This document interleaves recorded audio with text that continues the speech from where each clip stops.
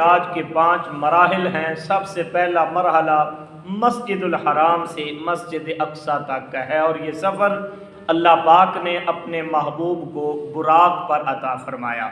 دوسرا مرحلہ مسجد اقصی سے آسمانوں تک کا ہے، اور یہ سفر اللہ پاک نے ایک نور کی سیڑھی عطا فرمائی۔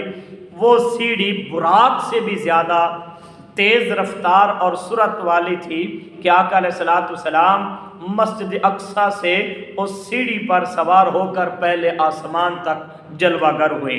اور تیسرا مرحلہ حضور کی معراج کا پہلے آسمان سے 7ویں آسمان تک کا ہے، اور یہ سفر اللہ رب العزت نے اپنے فرشتوں کے پروں پر سوار فرما کر حضور علیہ الصلوۃ والسلام نے سدرۃ المنتہا تک کا یہ سفر عطا فرمایا۔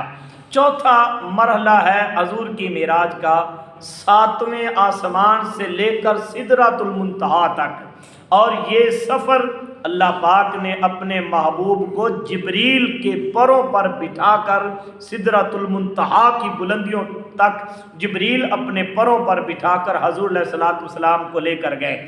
اور پھر 5واں مرحلہ آقا علیہ الصلوۃ والسلام کی معراج کا سدرۃ المنتہا سے آگے رف ایک سبز رنگ کا نوری تخت لایا گیا۔ آقا علیہ الصلوۃ والسلام اس نوری تخت پر سوار ہوئے، اور پھر آقا علیہ الصلوۃ والسلام سدرۃ المنتہا سے آگے لامکان تک کا سفر کیا۔ پھر ایک مقام آیا جہاں پہ رف کی بھی بس ہو گئی۔ پھر ایک مقام آیا کہ آقا علیہ الصلوۃ والسلام جب اس مقام پر پہنچے جہاں پہ رف بھی جواب دے گیا، تو پھر شیخ سعدی نے لکھا اس مقام پر جا کے کہ بلغ العلا بکمالہ کشف الدجا بجمالہ حسنت جمیع خصالہ، ارے صلو علیہ وآلہ۔ وہاں سے آگے نور ہی نور تھا، 70,000 حجابات آئے اور نورانی پردے اٹھائے گئے۔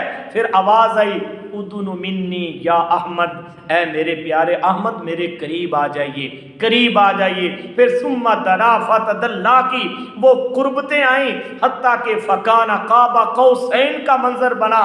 اللہ اپنے محبوب کے اتنا قریب ہو گیا کہ کعبہ قوسین سے بھی زیادہ، تیر کمان کے فاصلے سے بھی کم فاصلہ رہ گیا۔ پھر اللہ نے اپنے محبوب سے راز و نیاز کی باتیں کی۔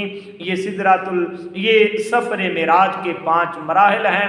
اللہ ہمیں اپنے محبوب کی یہ شان اور عظمت سمجھنے کی سعادت عطا فرمائے۔